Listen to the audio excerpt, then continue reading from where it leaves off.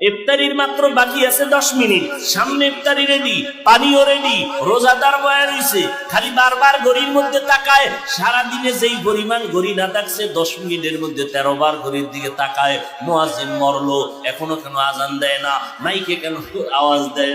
ঠিক নেই, মাথা গরম, এখনো টাইম হয় নাই। কততে তাড়াতাড়ি ক্যালেন্ডার দেখ। আল্লাহ কয় ফেরেশতা তাকায় দেখ, মাত্র 10 মিনিট বাকি, পেটের মধ্যে প্রচন্ড ক্ষুধা, পানির পিপাসা, সামনেও খানা রেডি, পানিও রেডি, এরপরও কেন পান করে না, খায় না, ক্ষুধাও আছে। আল্লাহ কয় ফেরেশতারা জানোনি? কয় জানি না। আল্লাহ বলে, ও ফেরেশতা তাকায় দেখ, সবাই আমি আল্লাহকে ভয় করে, এবং তোরা সাক্ষী থাক, আমি আল্লাহ এদের জীবনের সব গুনাহগুলো মাফ করে দিলাম।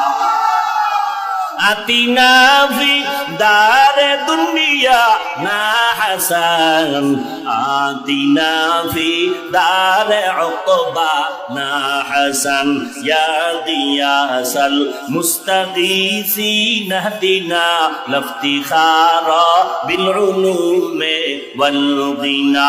হর গরিদে নেকো তু তৈয়ার হ্যায়, जो न मांगे उससे तू बेजार है।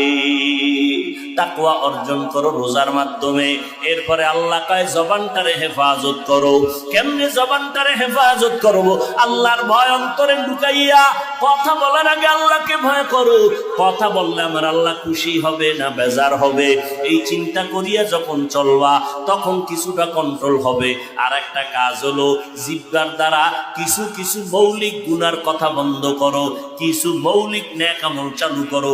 তাহলে একটা পাত্রের মধ্যে কিছু থাকলে অন্যটা রাখা যাবে না, খালি পাত্রের মধ্যে অন্য কিছু ঢুকতে পারে। জিহ্বাটারে যদি নেক আমল দ্বারা চালু রাখো, গুনাহ সহজে হবে না। জিহ্বাটারে নেক আমল দিয়া চালু রাখো, গুনাহ কম হবে। 1 নম্বরে শপথ করো, রমাজান আসতেছে, এখন থেকেই তৈরি হয়ে যাব। এই জিহ্বা দ্বারা যেই পরিমাণ মিথ্যা কথা বলছি, সামনে আর মিথ্যা বলবো না। মিথ্যা বললে কলব মরিয়া যায়, চেহারার নূর নষ্ট হয়ে যায়, আমল নষ্ট হয়ে যায়। একটা মিথ্যাকে ঠিক রাখার জন্য হাজারো মিথ্যার তালি দেওয়া লাগে। মিথ্যা বন্ধ করে দাও। আল্লাহর নবী বলেন, মিথ্যাবাদী জাহান্নামী। মিথ্যার দ্বারা মানুষের জিন্দেগি বরবাদ হয়ে যায়। আল কিযবু ইউহলিক। আল্লাহ কোরআনে বলেন, ওয়াইলু ইয়াউমা ইযিল লিল মুকাদ্দিবিন, ওয়াইলু ইয়াউমা ইযিল লিল মুকাদ্দিবিন। মিথ্যাবাদীর জন্য ওয়াইল নামক জাহান্নাম। আল্লাহর নবী বলেন, ইয়াকুমাল কিযব ফা ইন্নাল কিযবা ইয়াহদি ইলাল ফুজুর ওয়া ইন্নাল ফুজুরা ইয়াহদি ইলান নার। মিথ্যাবাদীর চূড়ান্ত ফলাফল হলো জাহান্নাম। 2 নাম্বার, জবানকে হেফাজত করো। গীবত শিকায়াত করা যাবে না। গীবত করা হালাল না হারাম? জোরে বলেন। ওয়াইলুল লিকুল্লি হুমাযাতিল লুমাযা। এই সূরাটার ব্যাখ্যা করে দেখবেন, গীবত করা হারাম, মরা ভাইয়ের গোশত খাওয়ার সমান।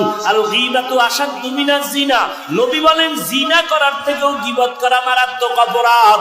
এই গীবত থেকে জবানকে হেফাজত করো। তবে এই সূরার ব্যাখ্যা পড়লে দেখবেন 4 কারণে গীবত করা ওয়াজিব, না করলে গুনাহ হবে। এর মধ্যে একটা কারণ, ইসলামের ব্যানার লাগাইয়া যারা উম্মতের ঈমানের উপরে আঘাত করে, আহলে হক ওলামাদের উপরে দায়িত্ব ওই ভণ্ডদের নাম ঠিকানা শুদ্ধা উম্মতের বইলা বইলা সজাগ করা, সতর্ক করা, যে ওই ভণ্ডের কাছে যাইবা না, ওই দরবারে যাইবা না, ওই মাওলানার কাছে যাইবা না। এইভাবে আহলে হকরা বললে এটা সওয়াব হবে, এই গীবত করলে এটা সওয়াব, এই গীবত না করলে গুনাহ হবে। ওয়াইলুল লিকুল্লি হুমাযাতিল লুমাযা। এই সূরার ব্যাখ্যা পড়লেই পেয়ে যাবেন গীবত করা হারাম, হারাম, হারাম। 4 কারণে গীবত করা ওয়াজিব, না করলে গুনাহ হবে। এর মধ্যে একটা কারণ বললাম। অতএব আমরা ইসলামের ব্যানারওয়ালাদের বিষয়ে যা বলি, এটা গীবত হলেও আমাদের সওয়াব হবে।